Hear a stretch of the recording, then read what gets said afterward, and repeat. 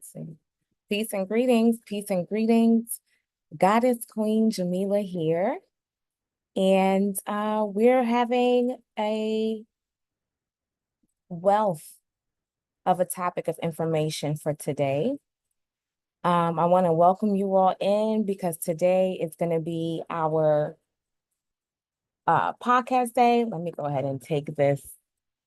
Let me take this air off. I'm not sure if you can hear that. But I have the air conditioner running in the back, and that's probably not good for podcasting. So let me go ahead and just get that together really, really quickly. Give me one moment.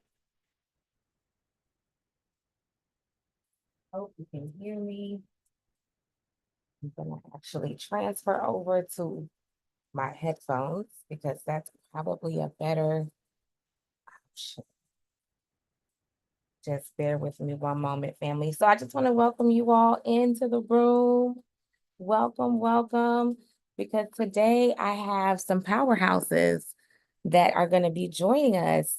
And we are going to be discussing what life is like after America, and really even what life is like after Africa. All right. So we're going to be discussing life is like after the fact. So many of us have so many of us have made plans to Black sit. We've made plans to leave the entire United States. You may have been making plans from since before the pandemic even started. And now you're like, okay, you know, what's next? Or what's life really like after you leave, after you make that leap?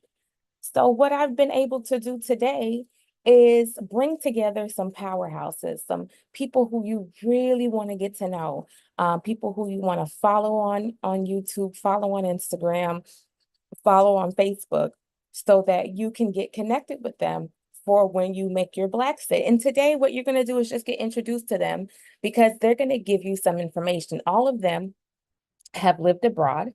All of them have um, left Babylon or left America, and they're now living in Africa. We just all happen to be in the US at the same time. And I said, you know what, y'all? Let's go ahead and get this together and let's go ahead and jump on a Zoom call. Okay.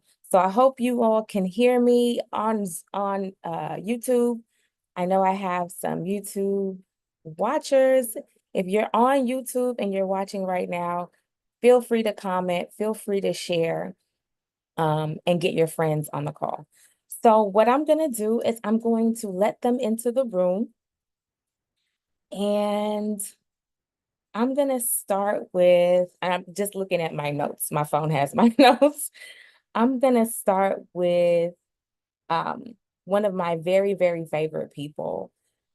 Oh, all of them are my favorite, but this one, she even officiated my wedding.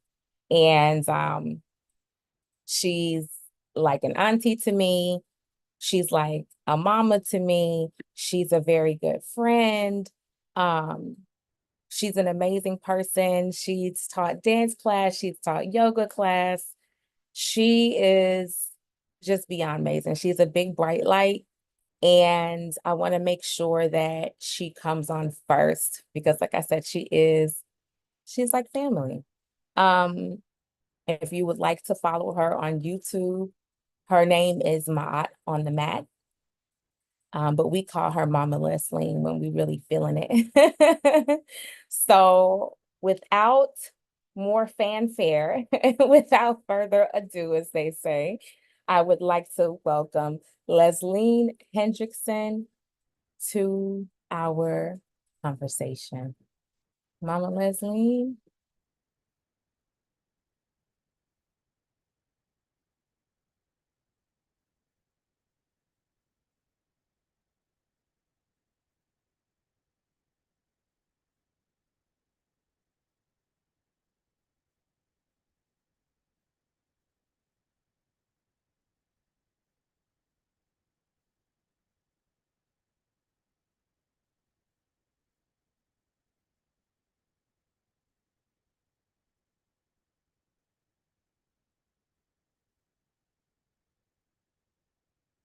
All right. So Mama Leslie is likely having some technical challenges. We don't call her Mama for no reason.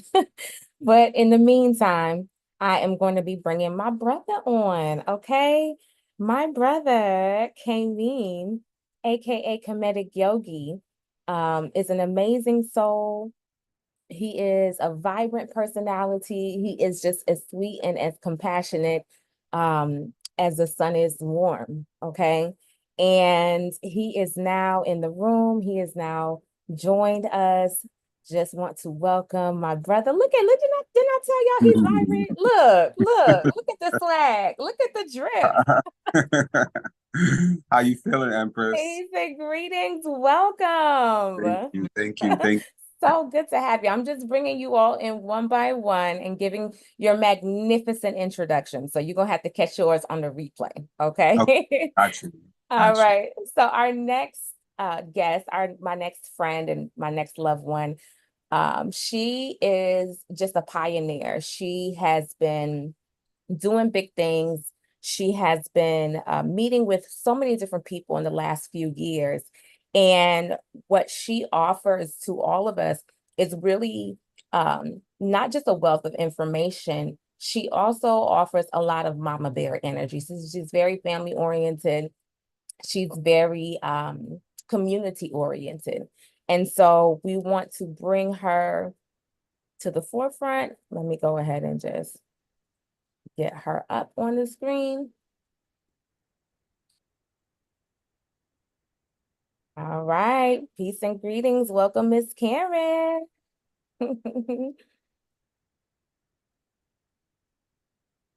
Peace and greetings. Hello, how are you? Welcome. So good to see your face. It's Good to been a see you while. too. I know it has been. You're looking Yes. beautiful as usual. Yeah, thank you. Thank you. Same. Okay. I get it from my aunties like Miss Oh, Karen. So, and then last but not least, we're going to welcome Mama Leslie into the call. Let's see, she had some difficulties before, but we're going to see if we can get her in now. Also known as my aunt on the mat, our beloved Mama Leslie. Let's see.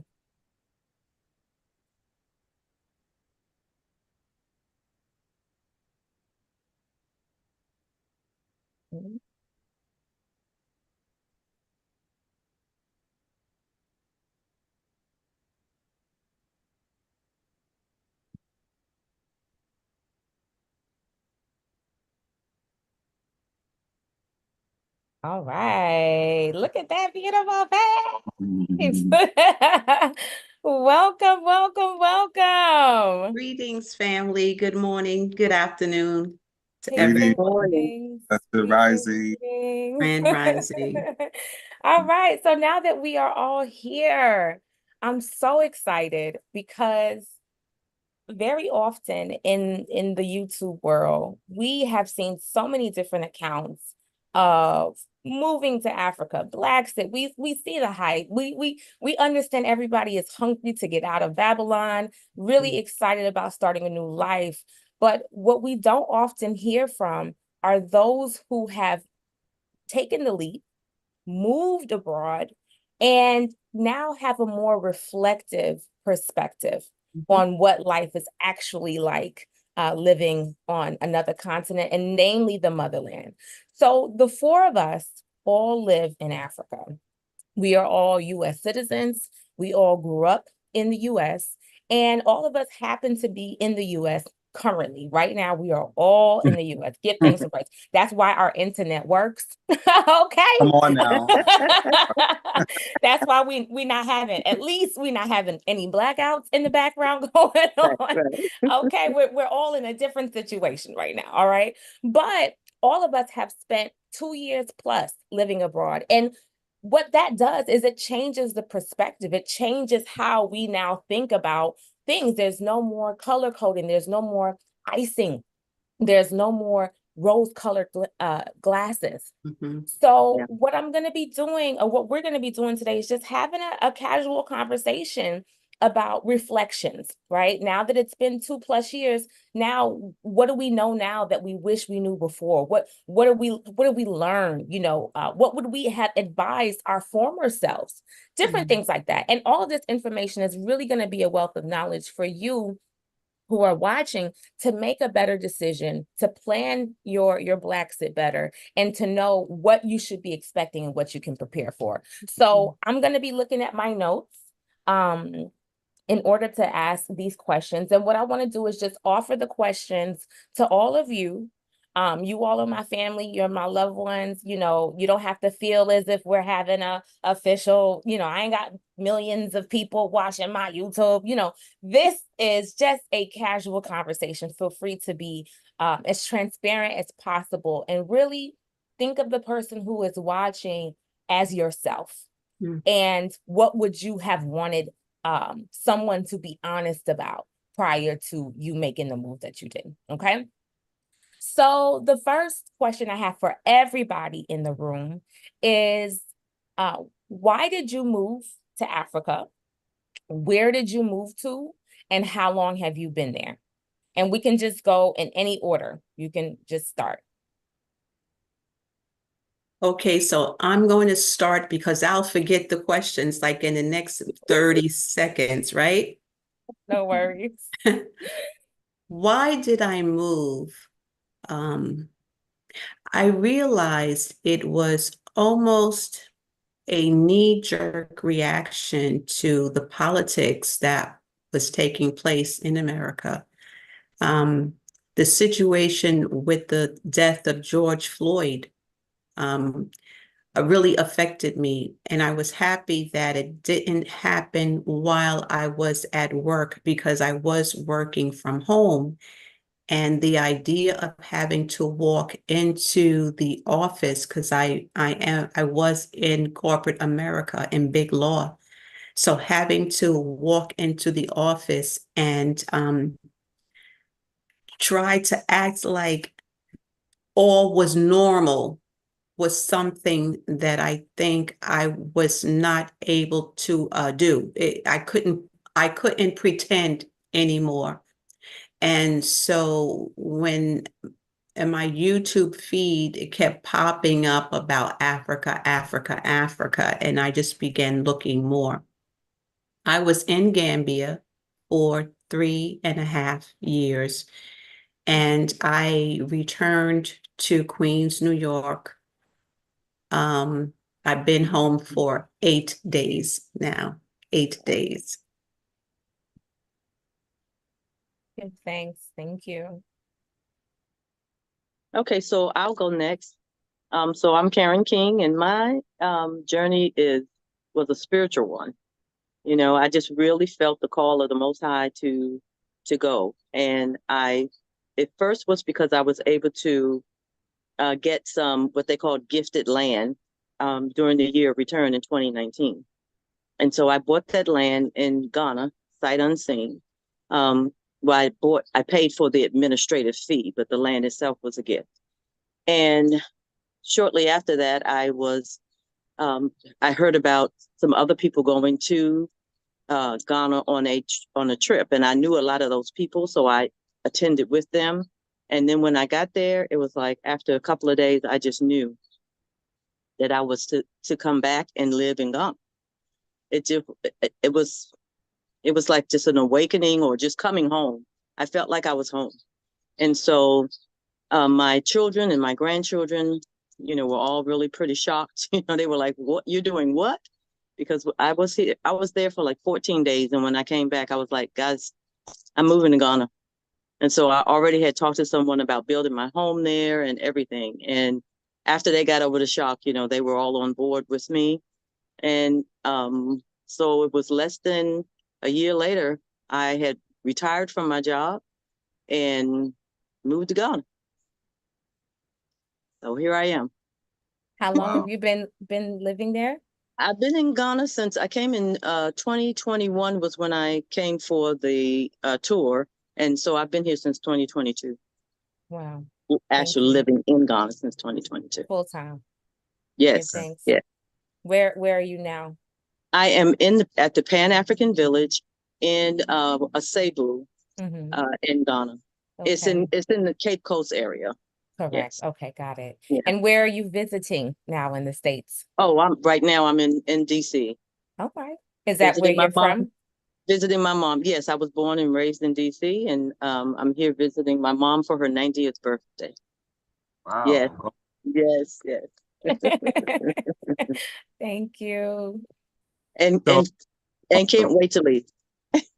right.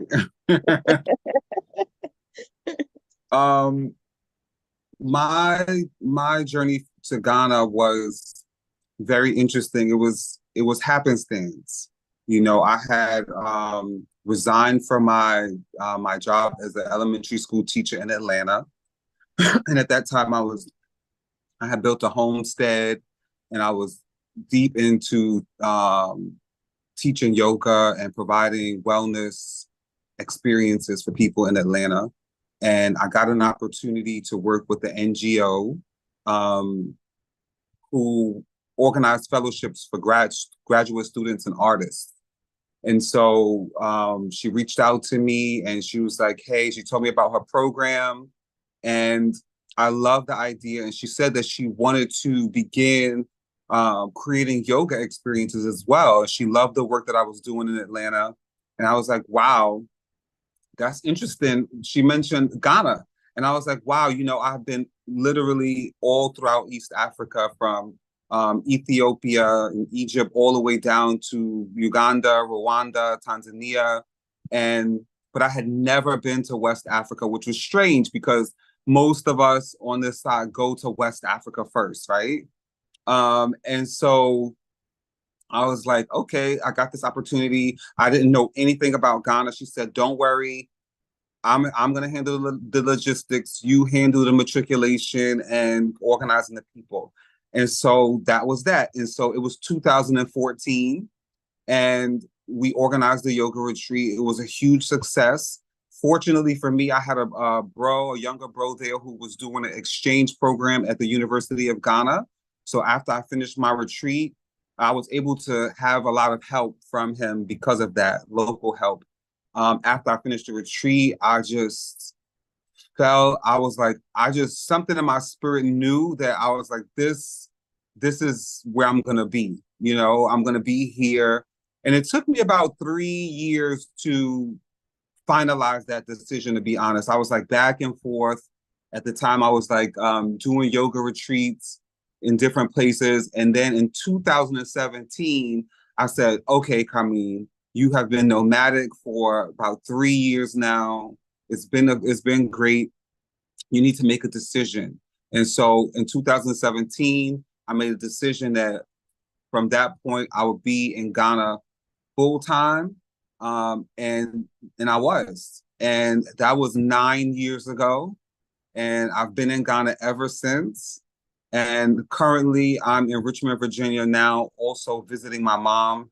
I try to bring my family back, my wife and my daughter back every year for about 3 to 4 months so that my daughter can know her family on this side, and just so we can spend time and see our parents and our siblings. And then we head on back to Ghana. Mm-hmm. Give thanks. Now, that's a beautiful story, Kameen. I wanted to ask, is your wife Ghanaian? You said you bring your wife. Is she Ghanaian citizen or She is really? not a Ghanaian. She's also an Indigenous American, quote Okay, unquote Black. And she's from California. I'm from the East Coast. She's from the West Coast. nice, nice. And did you all meet in Ghana or did you meet in the States and travel together? Well, we didn't meet in Ghana. We met in the States. Okay. We dated previously, like Mm-hmm. some years back, maybe like Mm-hmm. around 2011, 2012. Mm-hmm. Things didn't work out. And then things happened in our lives. COVID happened. We Right. kind of rekindled. And then as soon as the borders opened in Ghana after COVID, she was on the plane to Ghana. And she's been there with me ever since. Yeah. Mm-hmm. Give thanks, give thanks. And I have to ask these types of questions because, you know, that's a whole different topic, dating people on the continent and, you know, what that experience is like. There's so many people who jump into it and don't know and have no idea and end up in really, really terrible situations as a result. So that's a whole nother topic. Just really quickly to introduce myself, and then we're gonna move on. I am Goddess Queen Jameelah, Ianifa Ifa Korete. I hail from Trinidad and Tobago by way of Atlanta, Georgia. I am currently not in Atlanta. I'm currently in Brooklyn, New York. Brooklyn, New York. And I'm visiting my family here. I really, it's like there's a nostalgic feeling that I have being in Brooklyn because I am Trinidadian, and I forget about those types of feelings until I come back. It's like when I come back, I'm like, oh yeah, that red, white, and black flag is important to me. Oh yeah, I did need some doubles and some roti in my life. Like, oh yeah, that soca music is hitting my soul. Like, I forget.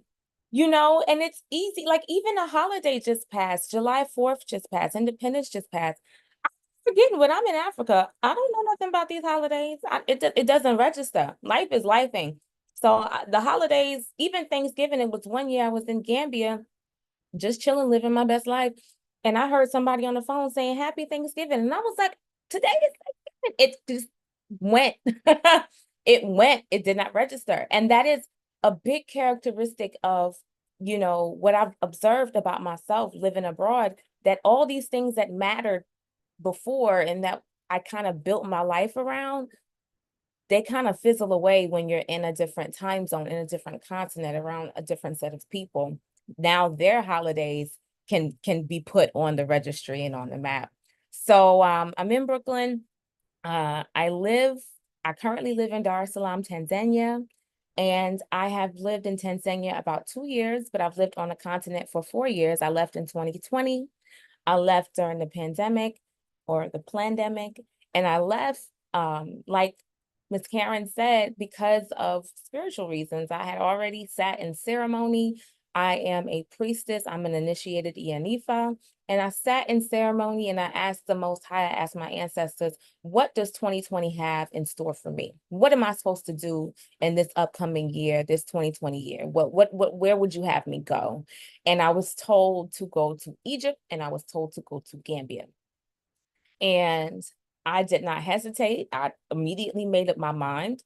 That's where I was told. So that's where I'm going. And I left, and I left despite everybody telling you everything was shut down. I left despite people trying to discourage you and tell you to take the COVID vaccination. I didn't have no COVID vaccination. I was leaving. My ancestors had told me, okay, that I had to go. So I didn't have no business with who's shut down and what airplane, and that's not my problem. I just know that I'll be going and I'll be in Africa. And I really didn't have a set plan except for Egypt and Gambia, but I found myself traveling around the continent and jumping around through Senegal, through Gambia, through Ghana, through Nigeria, through South Africa, through Rwanda, through Kenya. Like I just jumped around. And by the time I got to Tanzania, I was already leading a retreat. Like I had never been to Tanzania, but I somehow scheduled a retreat to a country I'd never been to, invited people there on that retreat, okay? And I held a 14-day reset relaxation retreat in Tanzania and Zanzibar, and it was amazing. It was beautiful. The women who came, they entered a whole new portal of life. And from there, I decided that I needed the peace that Tanzania offers. And that's why I made the selection to live in Tanzania. So that is my short story. And so let's get back to our panelists, because that's really what we're here for. Okay, that's what you're here for. That's what you're here for. So I would like to ask you all, speaking reflectively, would there have been another country that you would have chosen to live in? And if not, what do you wish you knew about the country that you actually chose before choosing it? would there have been another country? Now speaking reflectively, that if you could go back, you'd be like, you know what? I would have gone here. This would have been where I would have settled and planted roots. But if the answer is no, you would still stay with your same country, then what do you wish you actually knew that would have better prepared you to live in the country of choice?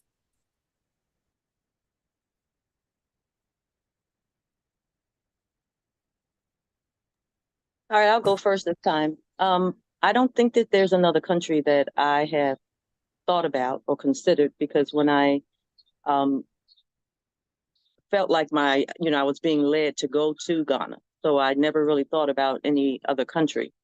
Now that I'm in Ghana and I've looked at other countries, I do know I want to visit other countries and maybe spend some time. But I believe that Ghana is where I belong. What I wish I knew about it? Oh, a lot. I wish I had studied the culture a little bit more, just because, I guess I'm thinking when I go, quote, home, I'm going to be welcomed. It's going to be just like, I'm just going to ease into it. But it was not that easy. The culture is different. And so having lived in the US all my life, and, and for me, that was 70 years, right? I did not expect that it was going to be the culture difference would be so much, because everybody looks like me. I knew the language would be a barrier, but I thought everything else would be, the way we thought or the way we looked at life would be similar. And so I would say I would have studied the culture a little bit more. What are their traditions? What are their things? How their traditions around marriage, around family, just communicating with each other. How do they think about the diasporans? I'm sitting outside too, guys, so you might hear some noise. The diasporans, right? How do they feel about us? That was one of the hardest things for me, was understanding that they saw us as some of the Ghanaians. I'm sorry. Hope y'all can hear me over the dogs. Some of the Ghanaians saw us, or still do see us, as what they call white people, or brony, I think is the term they use. And they don't see us as the way I thought they were going to see us. A lot of them do. They welcome us. They say, welcome home, or Kwaba. And I feel that connection. But for others, they look at us more as people coming from the West to their country, and they're looking, what can they get from us? So I think I would have tried to study the culture a little bit more and get a better understanding of how they view us. Yeah. Thank you. Mm-hmm. I would like to go, if possible, because I'll forget the questions. I was 2 months in Arusha, Tanzania first, and my experience there was really very enjoyable. It seemed very modern, and the place where I stayed was designed, her creativity, the woman who had the Airbnb, her creativity in her home was very similar to what I had left in Queens.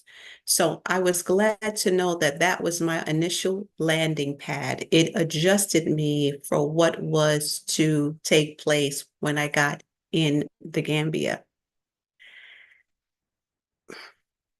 When I got to the Gambia, it was a little bit shocking for me, to be honest with you. And the first night, because I had no return ticket, the first night my thought was, oh no, I'm not staying here. From the airport to my hotel, I was a little shocked by things that I had already experienced. And I thought, tomorrow I'm going to the airport to get me a ticket, and I'm going back to Arusha. And I voiced my concerns to the people at the hotel that I had rented, and they told me, take your time with it. So I waited 2 more weeks. And then I fell in love with the country. being close to the ocean and having the ability to walk where I was at that time, to walk there. Now I have to get into my car and drive. But regardless of where I am, where I normally move around, the ocean is always there. And it's being at the ocean that keeps me grounded. I'm glad that I came with just enough knowledge to get me there. I think if I had taken the time to deeper research, chances are I would not have made that trip. So I'm thankful that I went trusting the Most High. And I do have to tell you, I've gotten very spiritual. I was always a spiritual person. We grew up in church, the Church of God in Christ. I knew about, the Father, Son, Holy Spirit kind of thing. My family put that in me. Going to Africa, and as I began to raise my own children and listen to some of the things that they shared with me, I had to get a better view on how to make them more spiritual than religious. And so it was and has become a very spiritual walk for me. And it became a role initially that I was reluctant to accept. I did not see myself the way other Black Americans that I met in Africa saw me, and that was a learning process for me. Queen Sister Jah was one of the people that kind of pushed me into a role that I wasn't ready for. The Gambia is where I am. The Gambia will always have my heart. I'm funny. I am not concerned about the culture. As I got there, I began to understand how they viewed me. And even in my Blackness, they saw me as different and treated me as such. And so what I began to do was to try to create an environment where other Black Americans could come and get together and be supportive of each other. And then we began celebrating holidays that we did not celebrate maybe the past year or something like that. We celebrate Thanksgiving. Because we have a lot to be thankful for. So all the American holidays that we would celebrate, we do that in Gambia, but it's with a spirit of Thanksgiving and the fact that we can do that in a place where we feel free.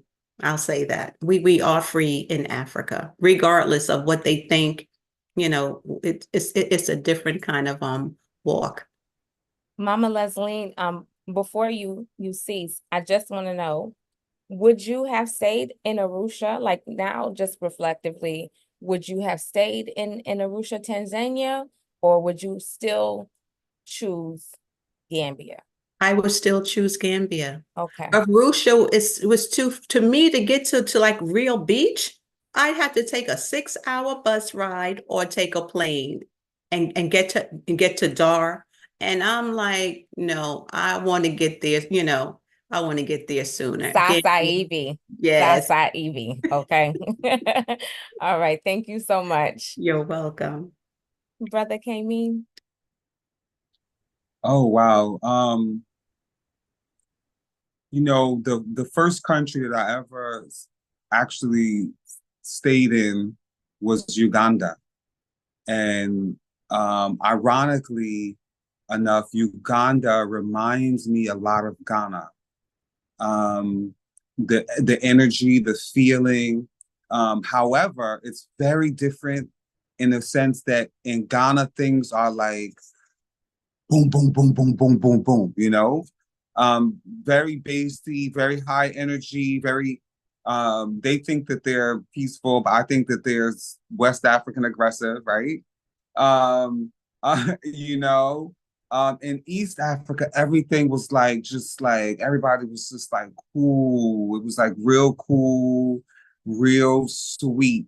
And I actually miss Uganda. You know, I really do miss Uganda, and I really want to reconnect to Uganda. But I feel something in Ghana, you know, and now that I've connected with my spiritual family there, I've had opportunities to go to Togo and Benin and like really get in and find my people, right? I feel like Ghana is my first home in Africa.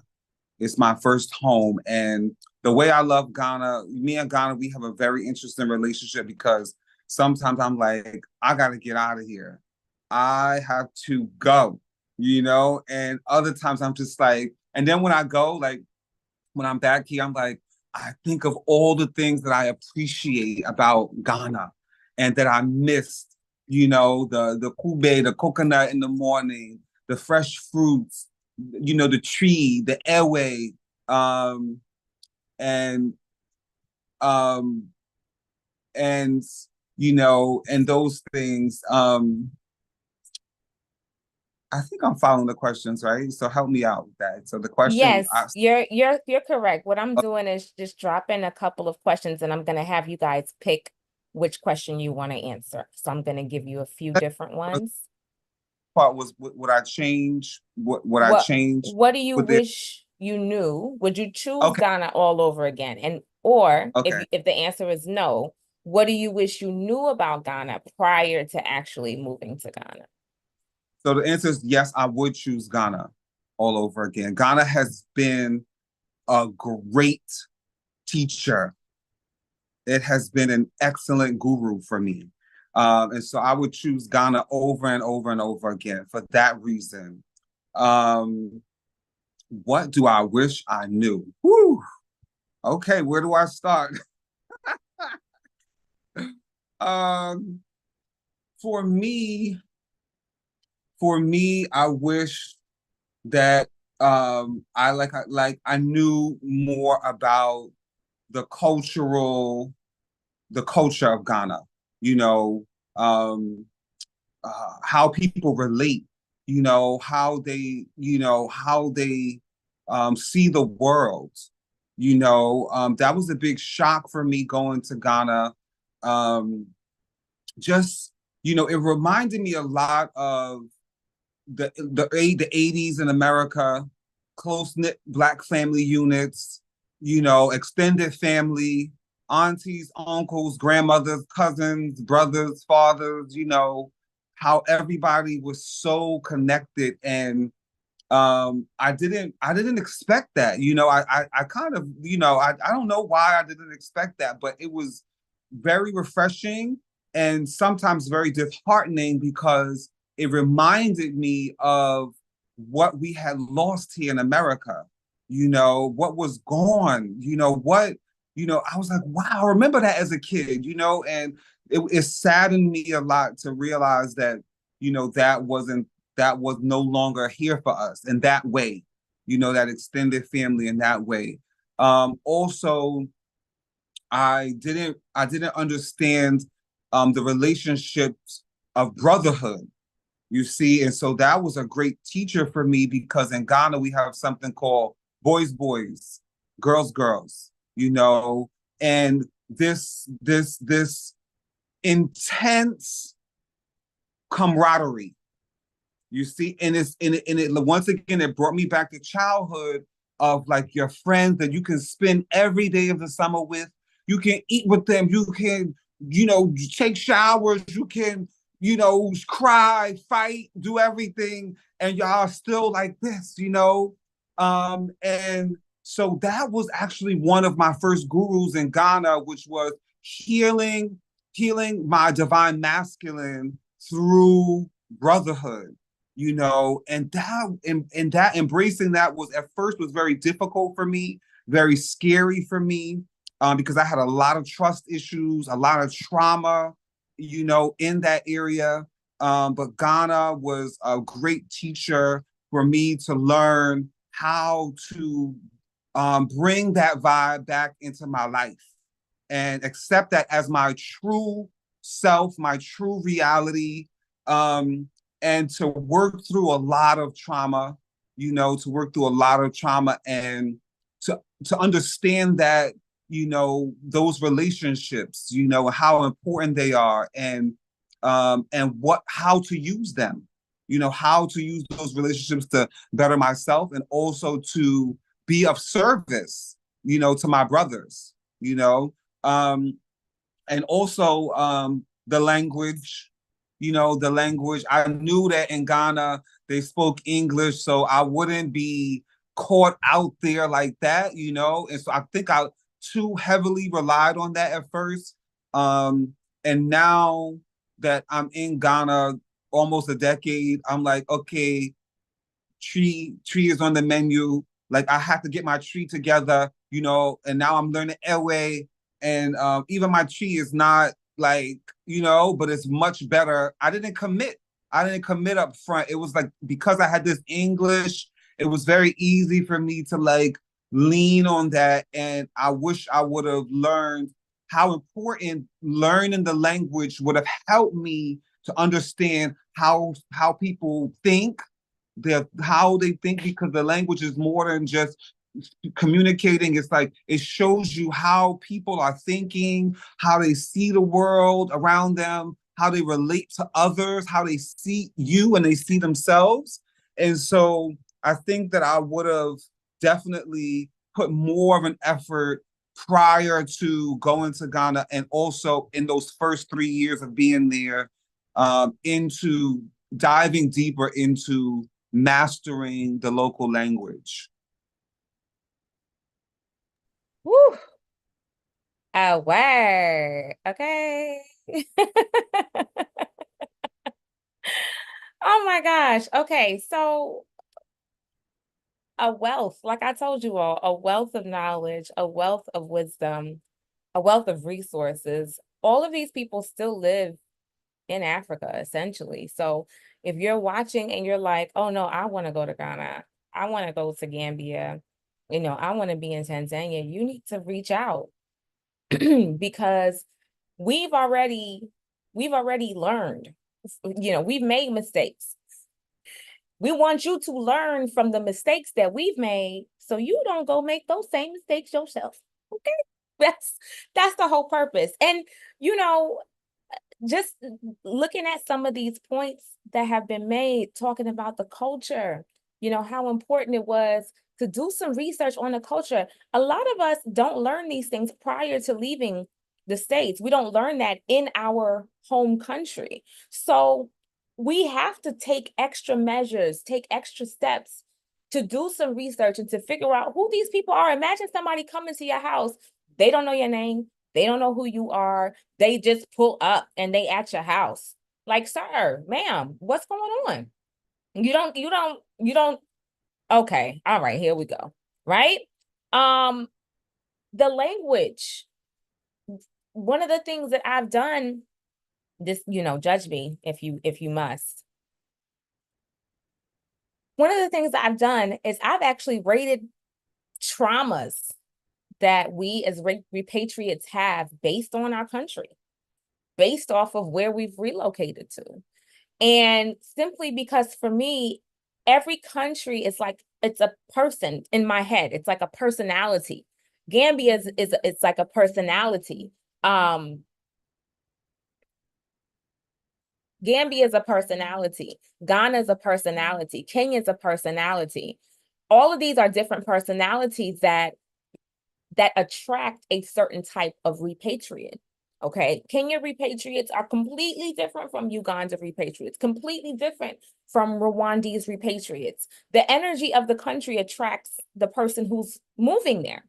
And so having said that, now that I've been able to see these countries as people, I can then rate the level of trauma that people who go to that country and are attracted to that country are experiencing. This is a high level trauma. Being in a country like Senegal speaks to a higher level of trauma because you can't even speak French. At least in these countries that we're all in, everybody's speaking English.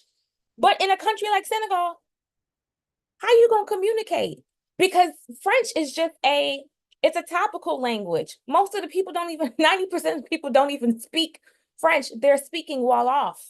Okay. So trying to be there and trying to live in that place, communicate with your neighbors, stay in a safe position. All these things are additional challenges that really speak to a higher level of trauma. So we have to be very mindful and learn. You got to learn the lessons of the people who have forged the path before you, so you don't repeat the same things. And a lot of people, I hear them repeating the same things. They're repeating the same things, whether it's I was, scammed out of land, and I had problems with my rental property, love scams, and I thought he loved me. And then, why we repeat it, the wheel?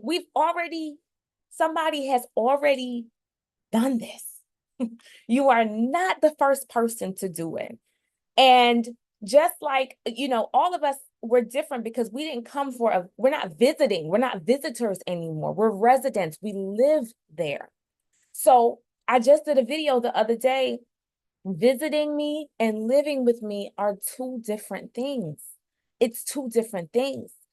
We have to get rid of rose-colored glasses, and we have to lean on the experiences of our brothers. These are our brothers and sisters. The locals that, okay, great locals, give thanks and praise. But these are the people who know us. They know us because we all grew up in the same environment. We all shared the same customs. We all shared a piece of the same culture and the same traditions. So come to us before you end up in a situation. Come to us before you find yourself on YouTube now giving a video about what happened and how these people are. We could have been told you that. We could have been told you that. Like, these are your older brothers and sisters. These are your aunties and uncles. We could have been told you that. Okay. So I really love all the things that you all said about what you wish you knew about that particular country, whether it was the language, whether it's the customs of the country and the deep interweb of family. In Gambia, they even have brother cousins. Have y'all ever heard that? Brother cousins and sister, like that's your sister, but that's your cousin. Oh, okay.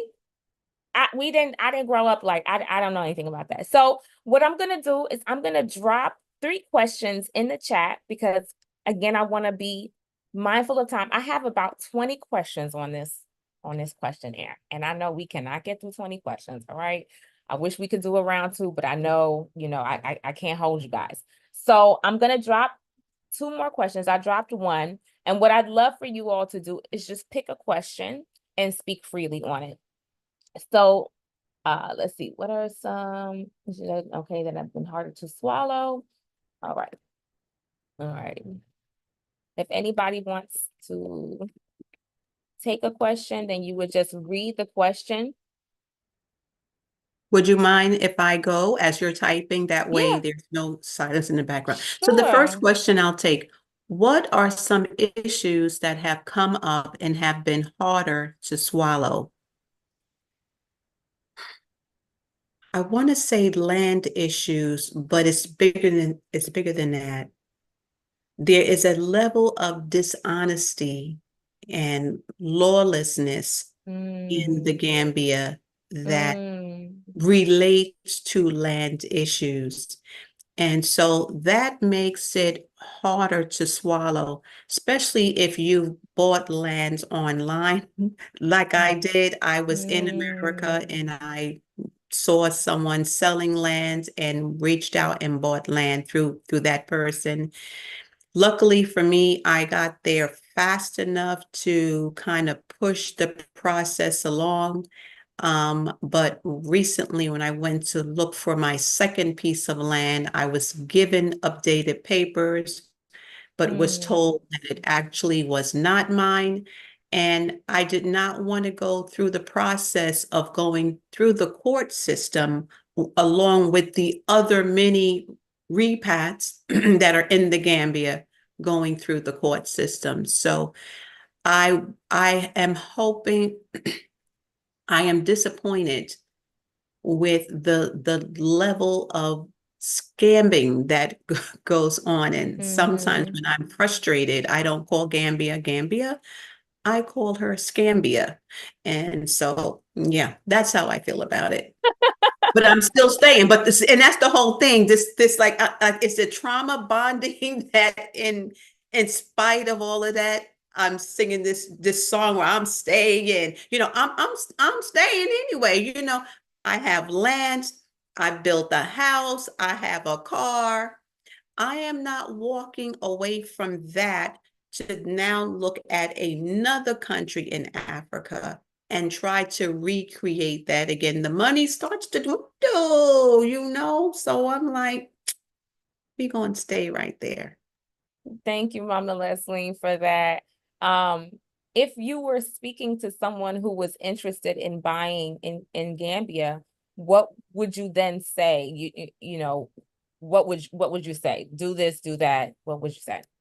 Honestly, I've thought about that. I really cannot give good advice because there's no written law. And so the goalpost is always changing. You have to make sure to dot your I's and cross the T's, get an attorney. But that means what? Finding a good attorney. How do you know that they're registered with the law association? There is no bar association there. People pop up and say that they're things that they're not. There's no qualification, no certificate, no license, no background check. I could sell land. I could be the face of the next, you know, the next face of buying land in Gambia. But I would be so uncomfortable not knowing whether or not what I'm offering them really is free for them to obtain because of culture and laws. The giving of the selling of land is something different. Land is usually gifted. And when you have a large family that has to all sign off on your giving that land or selling that land, that is where the challenges come in because 9 out of 10 will say, here, we'll take your money, we'll give it to you. And then that 10th person's like, wait, I did not agree on that.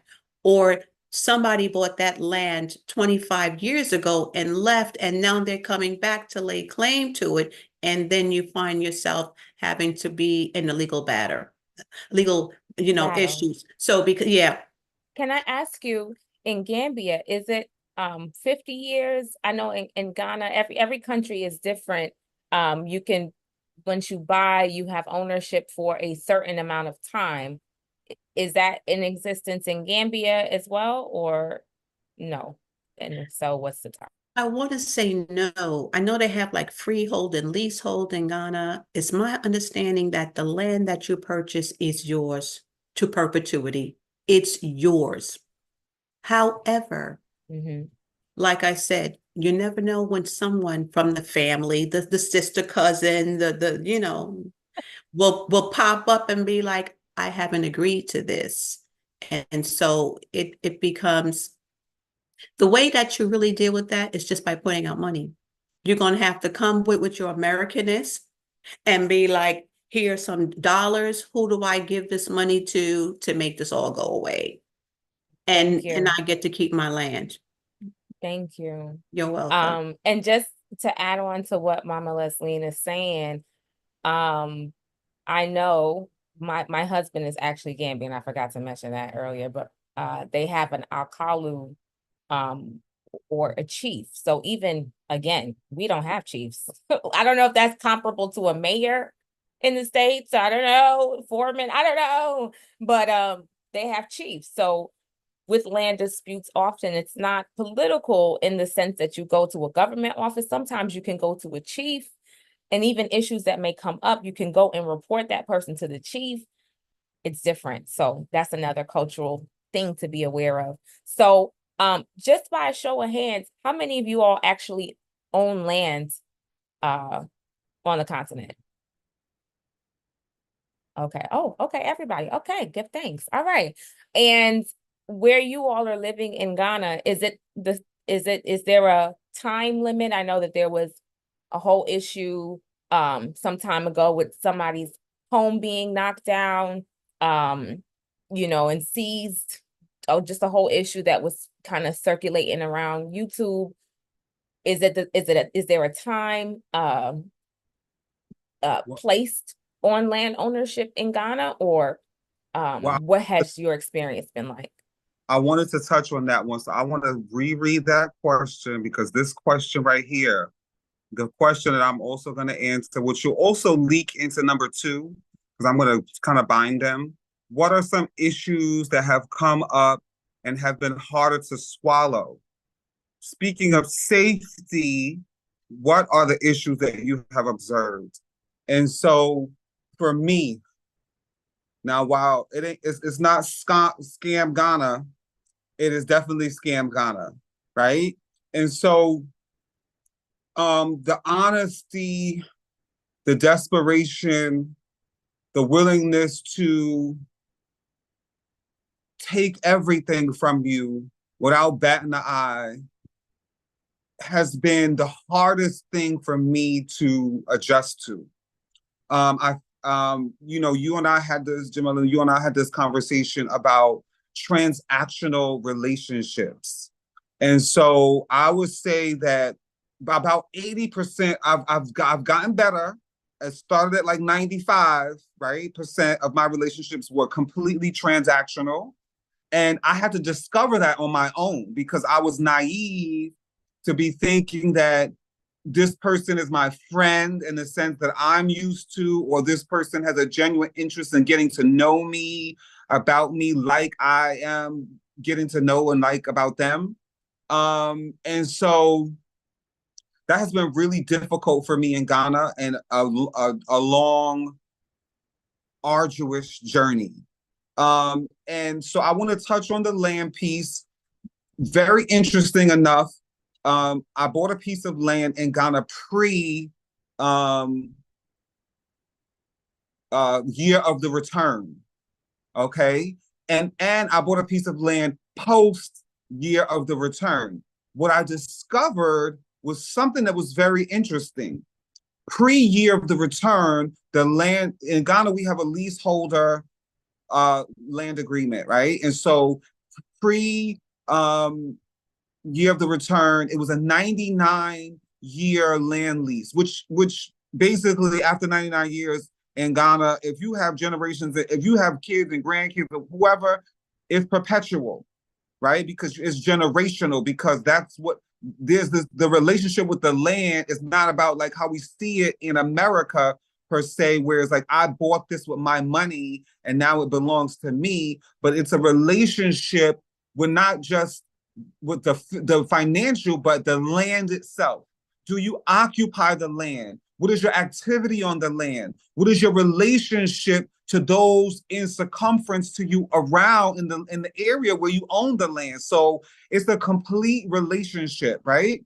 And so post year of the return, Ghana, which was calling all Black Americans or diasporans to come home and be home, sneakily shifted that 99-year land lease to a 49-year land lease, which is now in place in Ghana.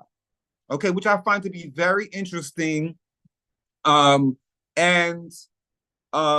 very interesting because, okay, you made this big call, return home, but now when we're coming back in this way and everybody's buying land, there's this move to retract from the original agreements to now have this to cut in half, which definitely puts you in risk, because we remember what I said, that the land relationship is generational. So for example, the land that I bought in Ghana, where 99 years would give my daughter enough time to grow up, then she would have a family, then her children. And so that generational relationship is what is your security in a community or village in Ghana.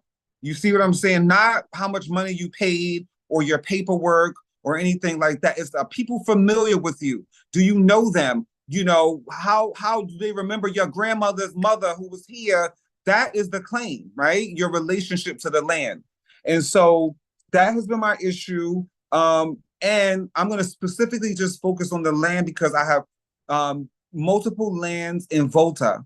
Okay. And one of those lands is pre year of the return, and one of those is post year of the return. Just to clarify for the viewers, Volta region is not in Accra. It's not in the metropolitan area. So for those of you who are watching, Volta region is like being out of town, more or less. Very much so out of town, like 6 hours out of town, which in Ghana says a lot because you got to get through all kinds of roads, and that's 6 hours, baby.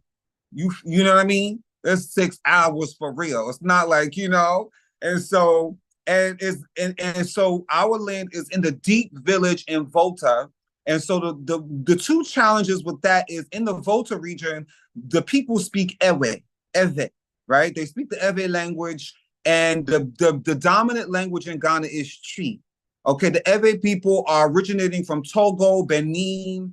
Okay, and so Volta is actually a newer. They've got added to Ghana at a later date, right? And so there's a lot of gray areas and stuff going on between that, you know what I mean? And so so my experience getting land in the deep village was beautiful in the sense that I was outside of Accra. I wasn't part of this like come to Ghana and like live like you did in America, like everybody, I wanted to be with the people. I wanted to experience. I wanted to wash my clothes by hand, fetch water, live with see animals everywhere I go to open markets, learn the language, sit with aunties and at the feet of the elders and learn about the traditions and the culture. And so I was welcomed with open arms. But I found that my first land that I bought was not in a sense where I followed the protocol.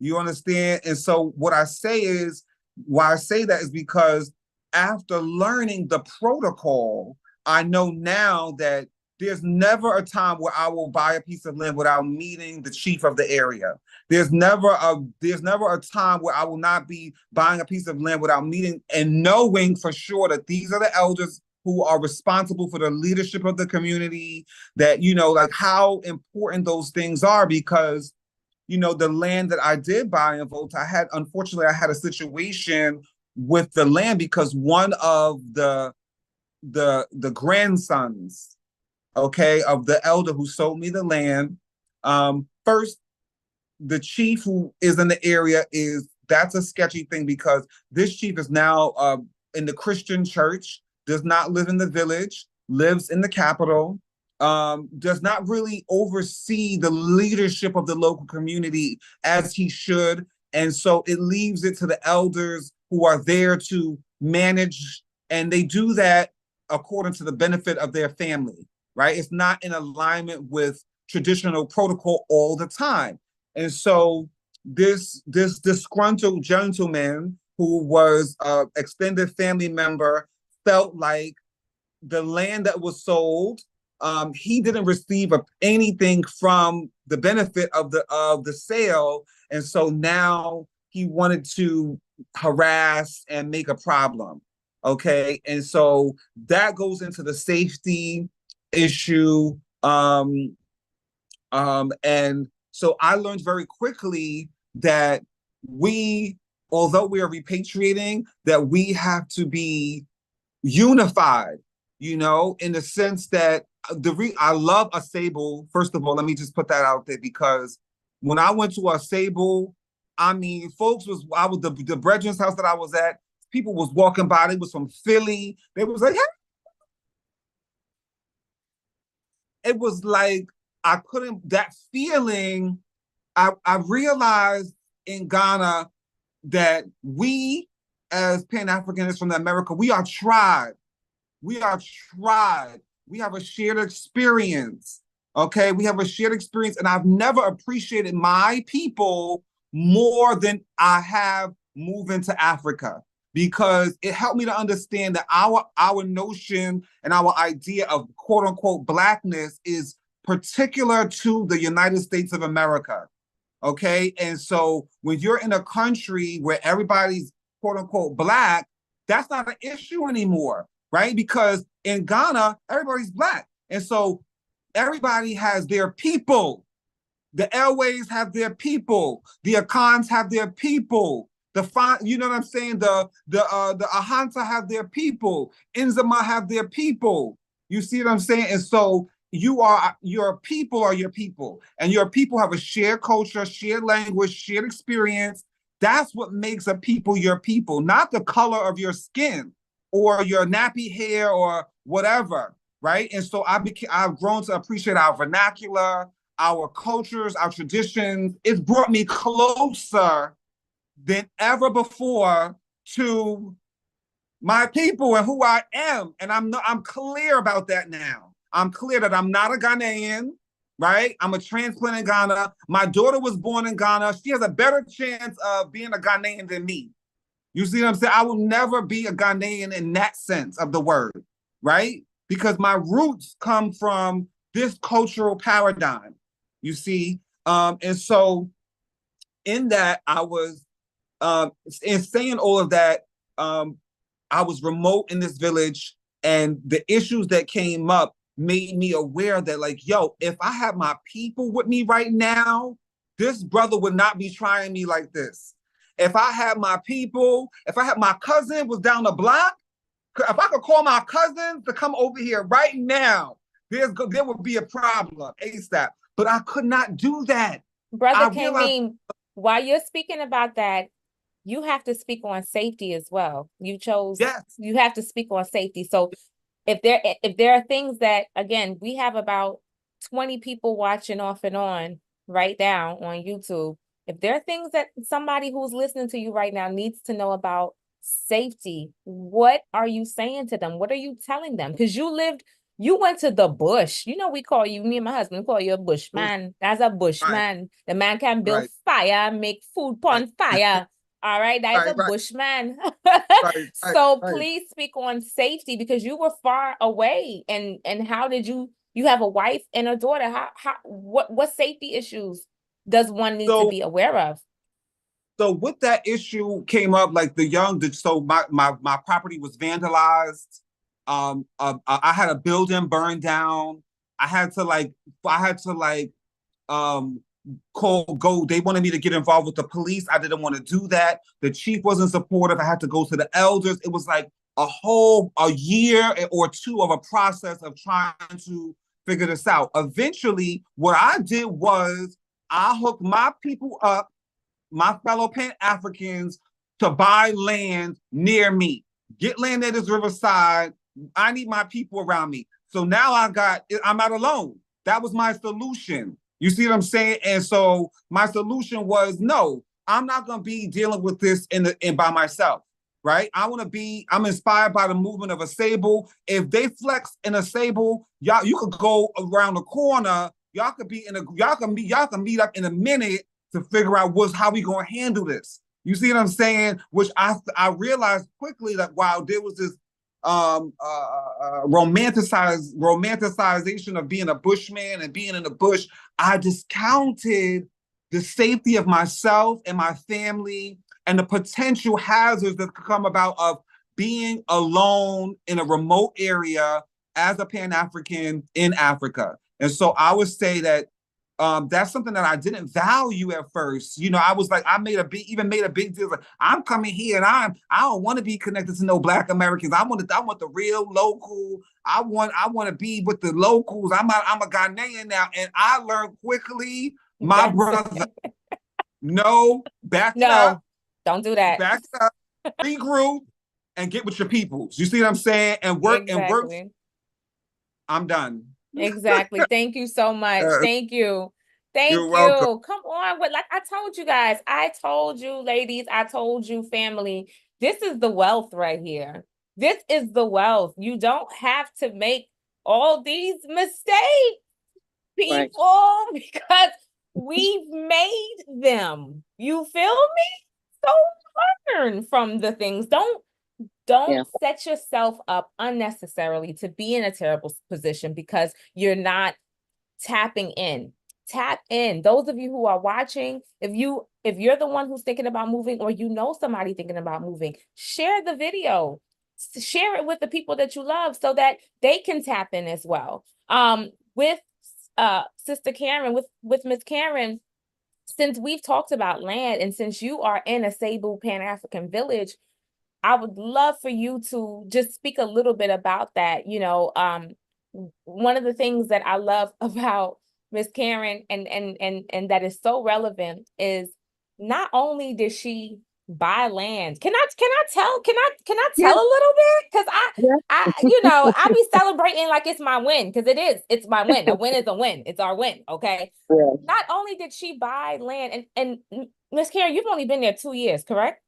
Yes. Okay, so in 2 years' time, she came, she bought land, she built this amazing home. One that, if she's not careful, I will recreate and say that I did it as this is the original home. Okay, there is none like this. Okay.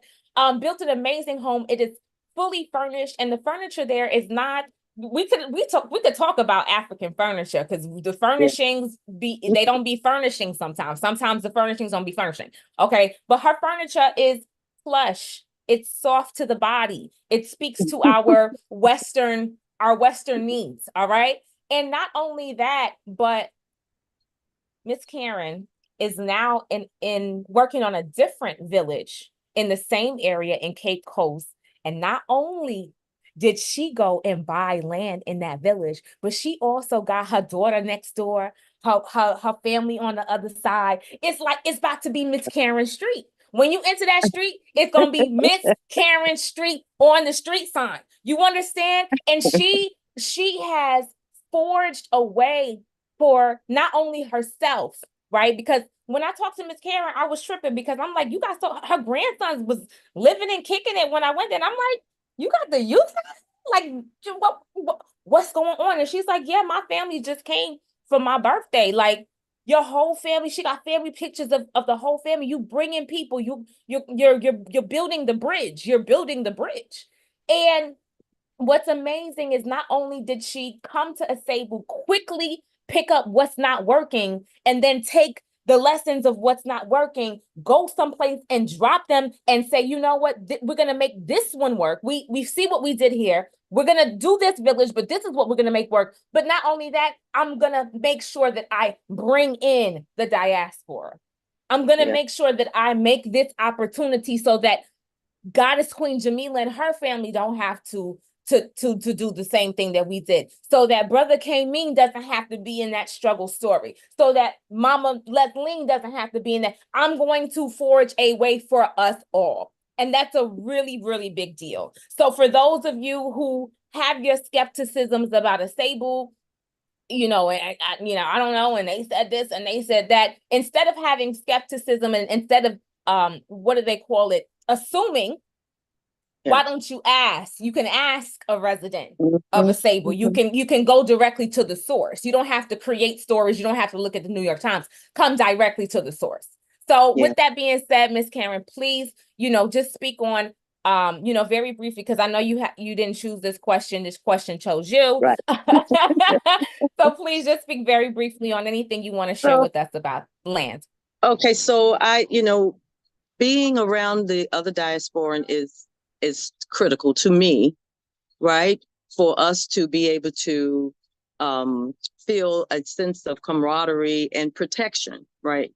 So that, where I am in the Asebu, I'm surrounded by, most of the people are from Jamaica, actually, but they are, still diasporans, right? They still are repatriates. They're back. And we are, I have some very good friends. I have some people from the States that, that are around the corner. So it makes it easier, in my opinion, to be able to assimilate, because I can be around these folks. In the Pan-African Village, there's one gentleman, Steve Coakley, who has the Black Think Tank. And he's opened up his home, his area, and he's built this building where people can come together and have meetings. And fellowship together, and he has done that very generously. So we've used that that facility for at times to gather together. He's had parties there or gatherings with the locals and with the diasporans, so that we can all get to know each other. Because it's, to me, it's also critical that you get to know the locals as well. You can't just be, like you said, you don't want to be like just a bushman off to yourself. But even when you come with your diasporans, you still want to engage the people in the village and in the community where you are. That's important. But for me, when after I was in the Pan-African village for a while, again, the Most High had other plans for me. I thought I was just going to be with the grandkid, the little children, and have a nice, easy retirement. But there were different plans for me. And now I'm part owner of a company called Africa Bar Construction and Management Services, where what my experience that I went through and watching other people go through with land scams and, challenges with the home builds and all that. My local Ghanaian partner, business partner, Emmanuel, and I decided to start a company where we are making buying and living in Ghana a pleasant experience. So what we did was we got land from a queen mother and also from a king who, this land kind of butts up against each other. The first group that we created this opportunity for were Hebrew Israelites, because they were the ones that I was, fellowshipping with. That's my culture. And so we built a whole village of Hebrew Israelites, and they bought land, they're building there. And that area, so all like minds, right, to be together, because we felt it was important, like you're saying, again, that you have your people around you. So we did that. And then our next phase is what we called Africa Bar audible, which is with anyone else who wants to come, right? And so we have that whole area. We also have what we are now opening is called a small village for people who can't maybe afford to buy big homes. We're building these little round houses where they can purchase those for a lot less. And, for people who might just want, like a single person, or maybe a person with just one child could get a 1-bedroom or whatever. So we're looking at options or ways to help the diaspora and come back, help our people come back, because we know that there's so many who have a desire, but make it easy for them. So we've done a lot of the preliminary work, like you talked about the year. So what we found out from attorneys was that 99 years is for the locals. If you're a local, you're going to get 99 years. If you're not a local, you're going to get 49, 50 years, sometimes 55 on your indenture. What we made sure for our people was that once that indenture, that 50 years is up, that we put a clause in there, and that the king has to sign that says going forward, this is what's going to happen. Because that's missing from a lot of the indentures. So, you just say after 50 years, now you're renting. It's like, no, you can't that's too vague. So we've tried to do some things to make it easier for our people. And what we're used to, right? We're not used to just saying after 50 years, now you got to rent from me, or I can take my land back or whatever. So that was one of the things we did. Another thing that we have done is we've tried to fix the roads, the roads leading into our community. We went, I know you, I feel you, brother, I feel you. So even from the main road where we have our land, and we have to go up through a village to get to this area, our area of our land in Africa Bar. But we didn't just say, well, we'll fix it starting at our community. We went from the street, went through the village, and cleared that road for the villagers as well as for us, right? And we did that. Another investment that we made, which was a huge investment, was we bought a transformer so that we could have lights out there for the people if they so choose. Some people might want to do solar, but even in the Pan-African village, we have lights in phase 1, but the folks in phase 2, phase 3, they don't have lights. And they don't have the poles, they don't have that. So we made that investment. Now we have the people pay into that when they buy land. But I thought about those things, because I'm like, I just can't it was so hard for me. The roads was my pet peeve. That was like, I just cannot believe that you can have these beautiful homes and not even care that the roads, or go to a resort, a 5-star resort, but the road to get there is like going through torture. So that was one of the things. So a couple of the things that we've done. We also are trying to create community, real community. So we are asking, we have a WhatsApp group, and people who purchase, we put them in. So everybody, we meet, from time to time on that, just to try to create that community already. You're still in the States, but maybe you're both in Boston, and things like that. So, it's not going to always be easy. Everything's not going to be easy. It's not going to be perfect. We have run into some serious challenges, but we have relationship, and it's good for me because, my business partner, he has these relationships with these kings. He has that background because his father was a king, so it helps with all of that. He also has background in construction and project management, so all of that, I just felt like the Most High just put all of that together with me having the ability to bring the folks over, and it's just been a great match. Not perfect, right? But, we work it out. And so we've only been in business a year. So there are things that we are learning as we go, and it's challenging. But I could say that if you, really are interested in coming, and we don't even try to say buy at Africa Bar, because it's not going to be for everybody where we're located and things like that. But we still are open. I still do consultations for people just to talk about, here's some things you want to think about before you come to Ghana, and ask those pertinent questions, get them to talk about what they want to do. How long is it going to take? So many people think they can just come over here and not even have money, any savings and things like that, or no way to get continual income. It's like, you can't, you don't want to do that.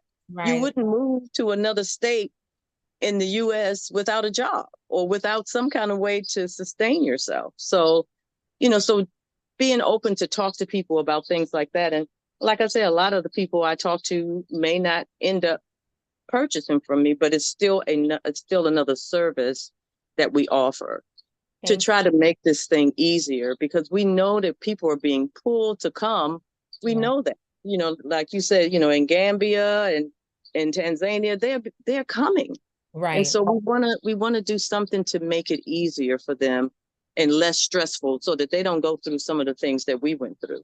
For sure. Now, I'll touch a little bit on the safety thing too, because we had some challenges, some safety issues in the Pan-African village, a rash of burglaries for a moment. But our people, Miss Karen, I wanted to just interject and ask, in about 5 minutes or less, if you can talk about the safety issue, and then mention since you already talked about doing business and making money in Africa, I just would like to know what piece of advice, if you can just kind of touch on both of those in a few minutes. Okay, sure. So for the safety issue, I would say that in the Pan-African village, we all came together. We had meetings, and we decided, so what we're doing right now is building a security station in the Pan-African village, where we're all going to, have to put into having security on site. Yes. Giving out information, ways that you can protect yourself and things like that. And I try to get people to understand that when you say, like, people hear one thing about Ghana or Tanzania or Gambia, and they're like, oh my God, I'll never go there. I told people don't go. And it's like, but you live in a community where the crime is 90 times worse, so it's like, please keep it in perspective, because people will, for clickbait or whatever their reason, come out on YouTube and try to make things seem 10 times worse than they are. Have we gone through this? Yes, but have you had your car stolen in the US, or have, I try to help people to keep things in proper perspective. And I say, if you feel led to come, if you feel like the Most High is saying for you to come, then you need to obey that. But if you don't know, then take a chill pill, step back, and wait, maybe come visit and visit different places and find out, because now this is your decision, right? But if you feel a pull saying, oh, I got to go to Ghana or I got to go to Gambia, then I think you should obey that. So those are so one of the things I can say about being back in the States, man, is it's loud here. Mhm. And that was going to be my final question. But don't worry about Yeah. the noise. We actually don't hear anything in your background. We don't really hear. Oh, Yeah. you don't? Okay, Your good, good, sound good. system is on point. It's Oh, awesome. doing great.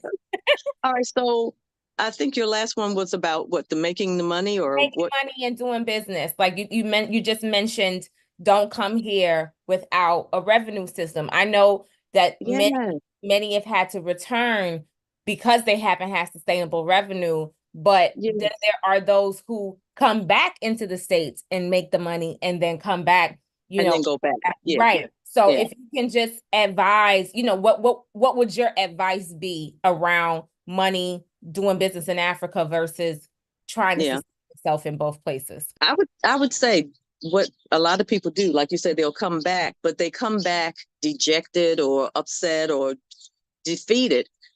Don't look at it that way. Come with a plan, So if you don't have income that's good, maybe you make enough money and you save and you can be there for 3 months, then don't try to come and build a house.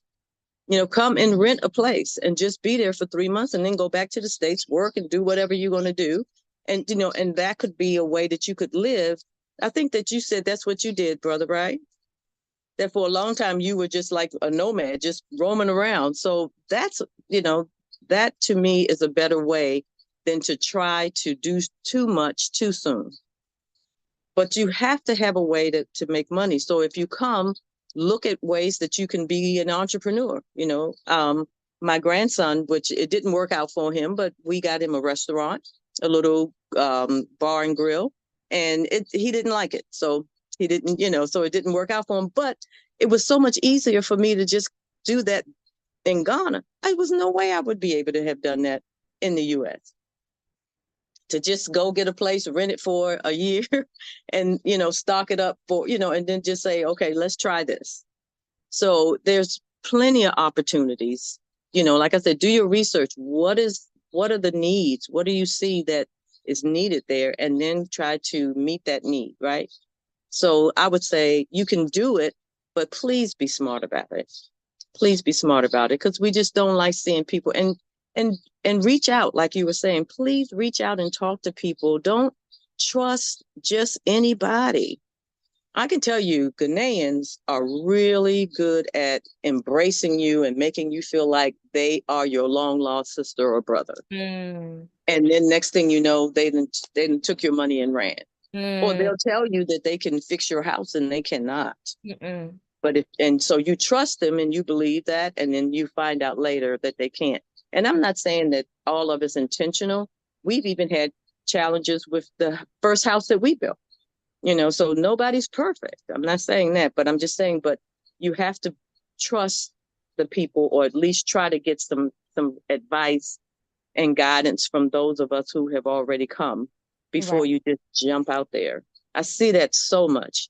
That Right. people will come, and even after they talk to us, they still will go with somebody else that they see on YouTube without doing due diligence, and then find out, later that they've been scammed or whatever. Thank you. Thank you. Thank you, You're Ms. welcome. And, this has been amazing. There's so many different things that you all have mentioned that we could do deep dives on. We could Oh, go deep. yeah. We could go deep, because Yeah. it's such a long learning experience. It's such a piece by piece process. And I just want to say this as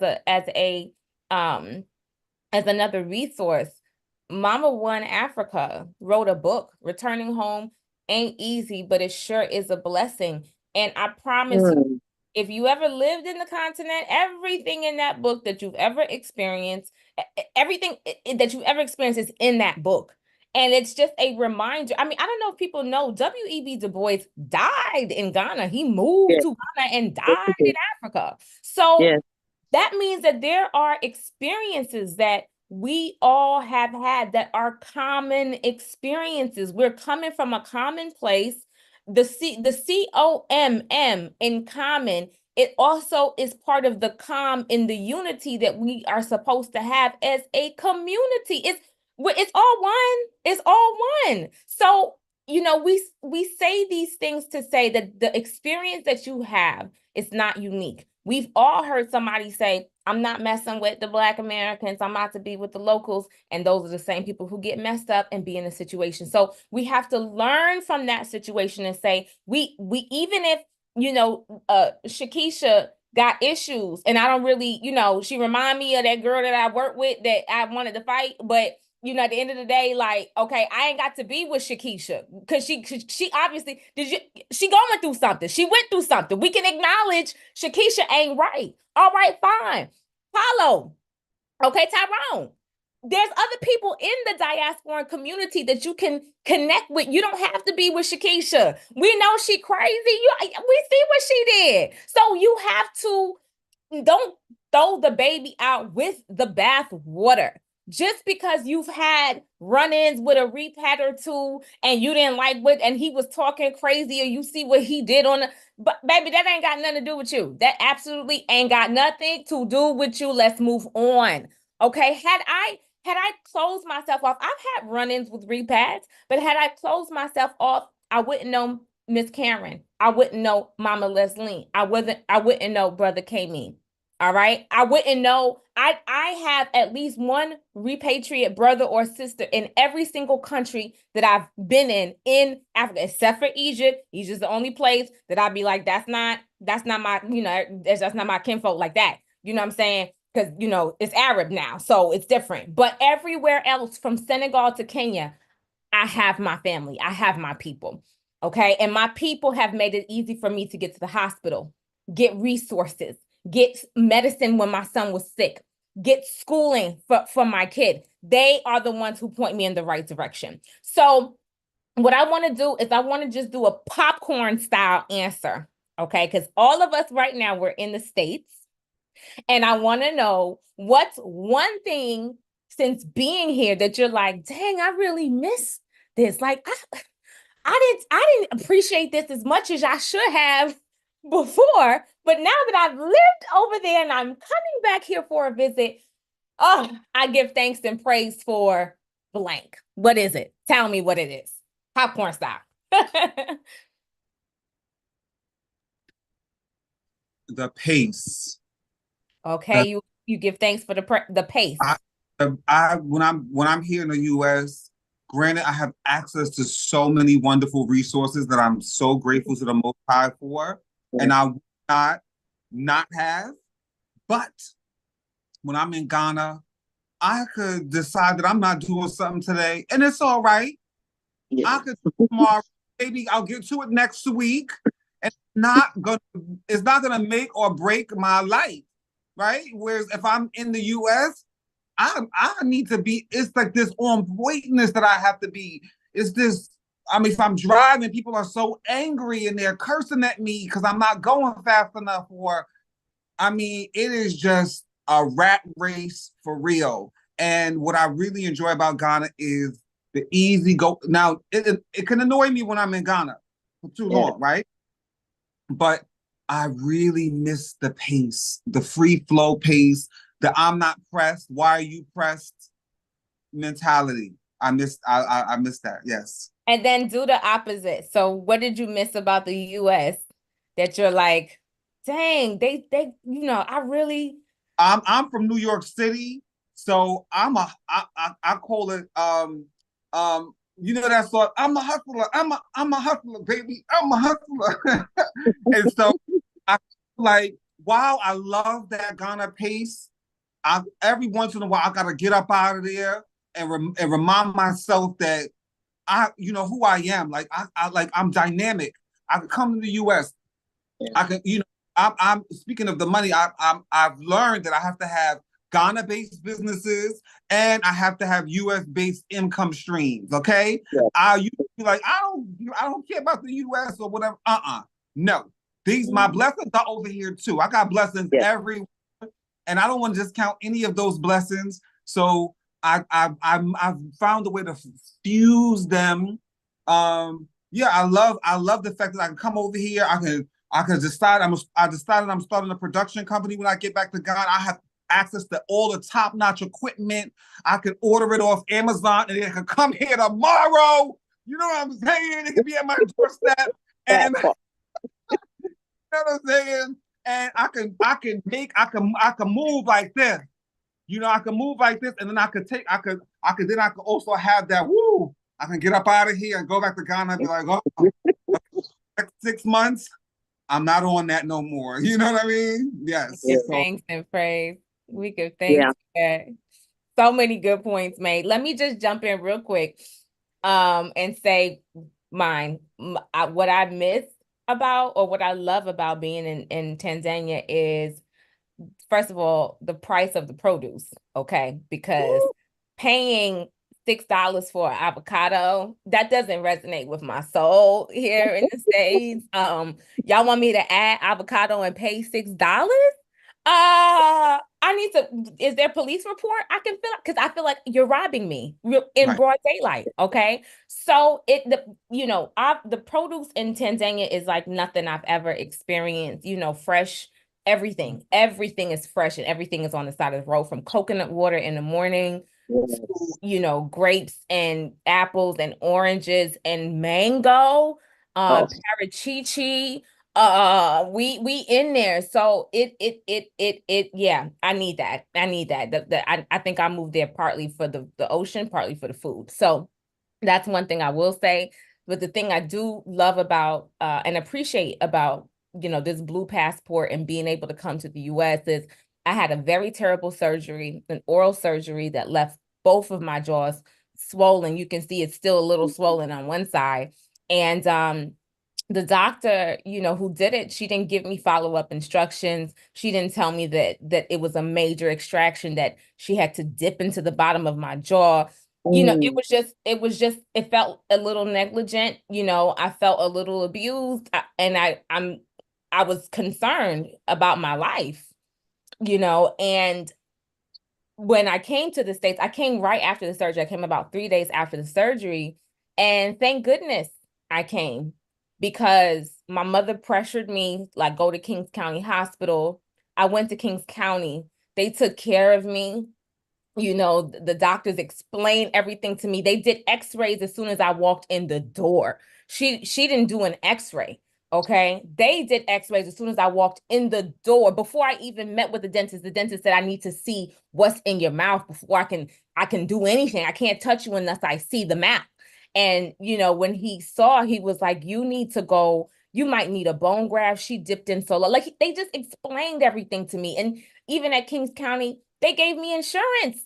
They were like, oh, you don't, whatever. Okay, here goes some insurance. Now I can go get an eye exam. Now I can go get a pair of glasses. Now I can go, like, these are things that we definitely don't have access to, living on a continent.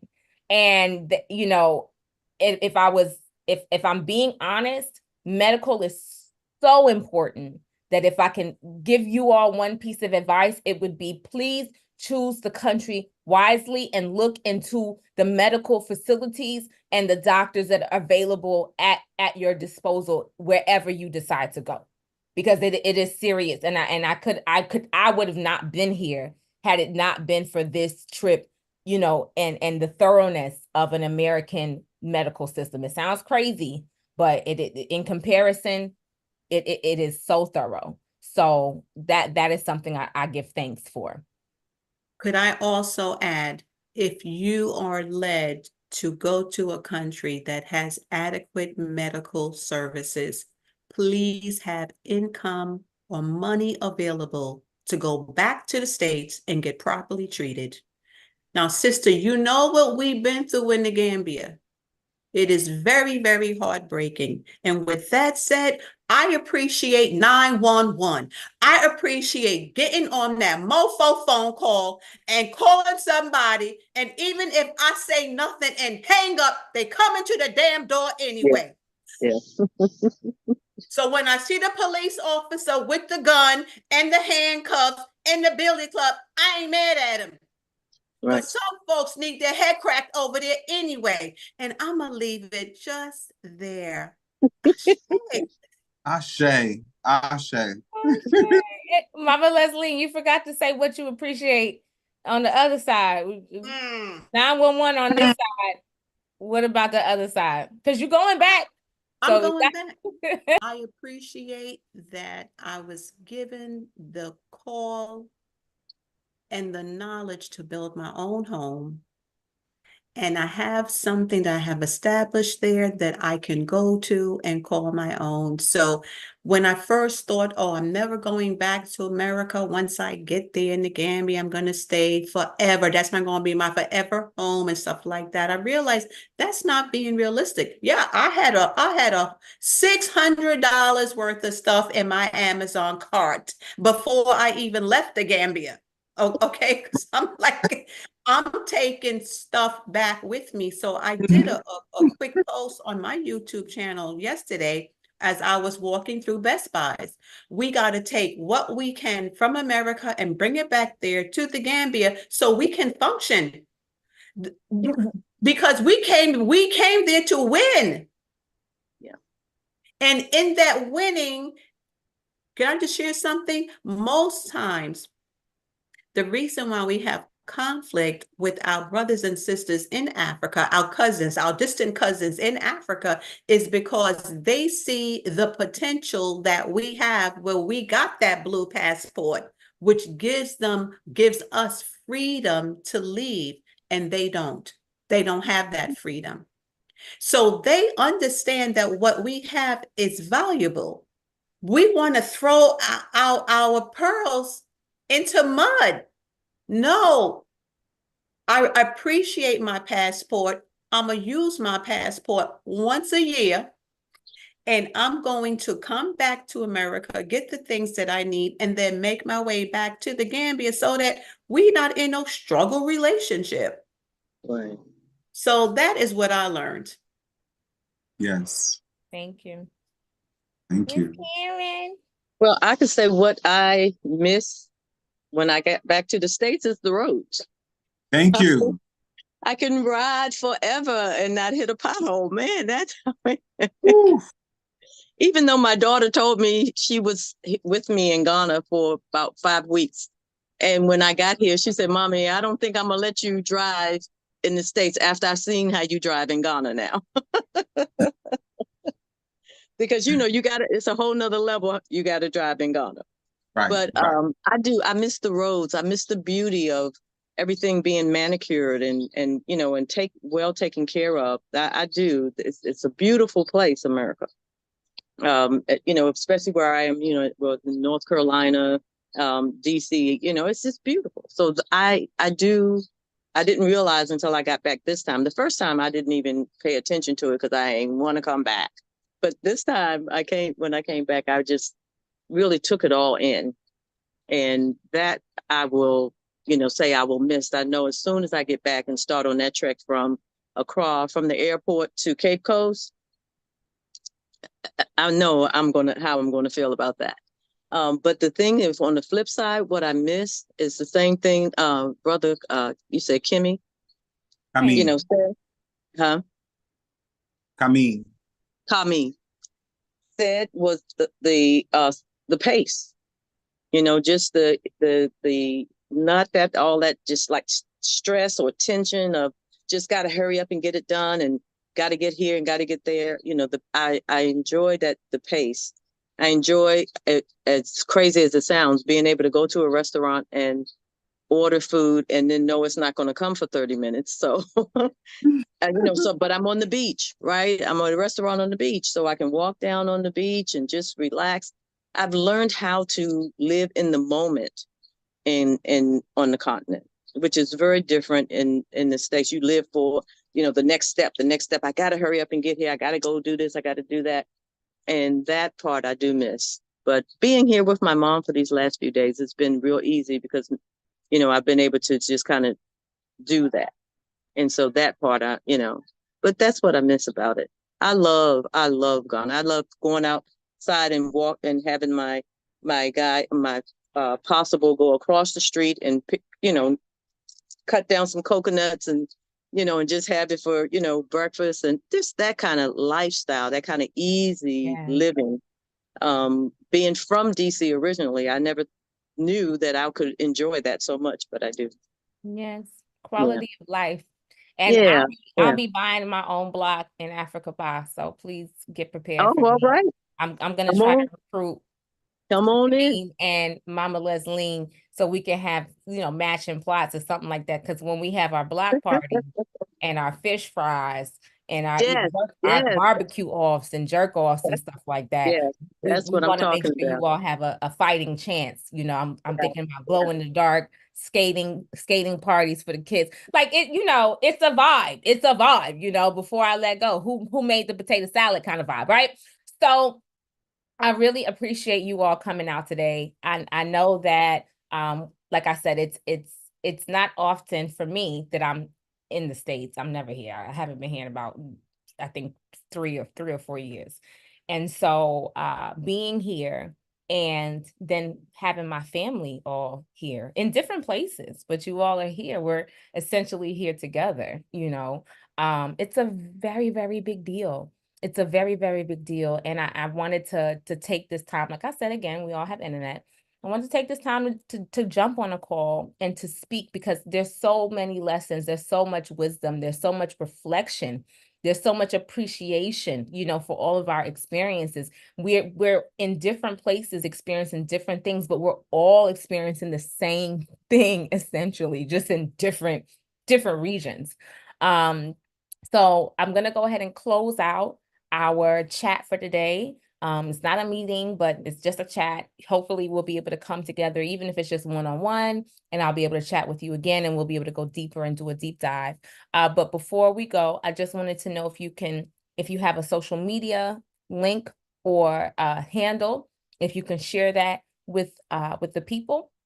So that way, if somebody wants to get in touch with you, they can reach out. So we can start with Miss Karen and then kind of work our way around. Okay, so I have a YouTube channel, Karen in Ghana. And that's how people can reach me. A lot of times I have my information to the company on there. So, my email address and everything, which is africabarcms@gmail.com. But if you don't get that, just go to Karen in Ghana and you can find that information. I also am recently on Instagram, Karen in Ghana. Thanks.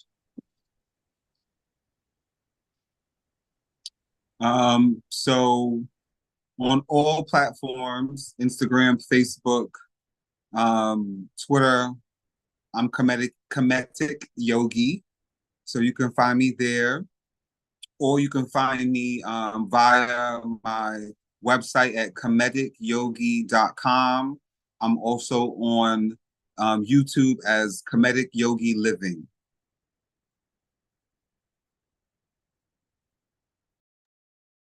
Great. You can find me on YouTube. I am at Ma'at on the Mat.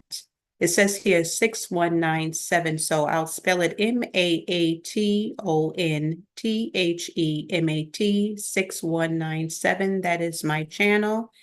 And I'm on Instagram, but I don't go there very often. My Instagram channel is a promotion of my book. When I got to Arusha, I was inspired to do some poetry. And with the poetry, I met an illustrator and wrote a book called The Boda Boda Driver, A Tanzanian Experience. And that could be found on Amazon. And my initials, L.M. Hendrickson, is the author name of that book. I am currently working on a book about my lion tour in Senegal, and that's going to be coming up in the next couple of months or so. Thank you. We give thanks. So with that being said, we're going to go ahead and close out. I'm going to drop everybody's information inside of the description. So I think we've had about 50 viewers so far for this particular video since it's live. I'm going to send out the links to you guys so you can share it with your audience, but we'll go ahead and drop everyone's information in the description, and that way you all can reach out if you want. So again, I'm Goddess Queen Jameelah Asata Aset, I am the owner of freethefeminine.com. I am the priestess and ceremonialist who can get you right if you want to go and commute with the ancestors. My book, Goddess Awakening, is on Audible. So if you love what you heard today on this podcast, you can definitely download a whole 7-hour audio with me talking to you about the awakening journey that I have gone on spiritually, emotionally, and mentally that brought me to where I am today. I love you, and I really appreciate you joining us for this particular journey, but we'll be back.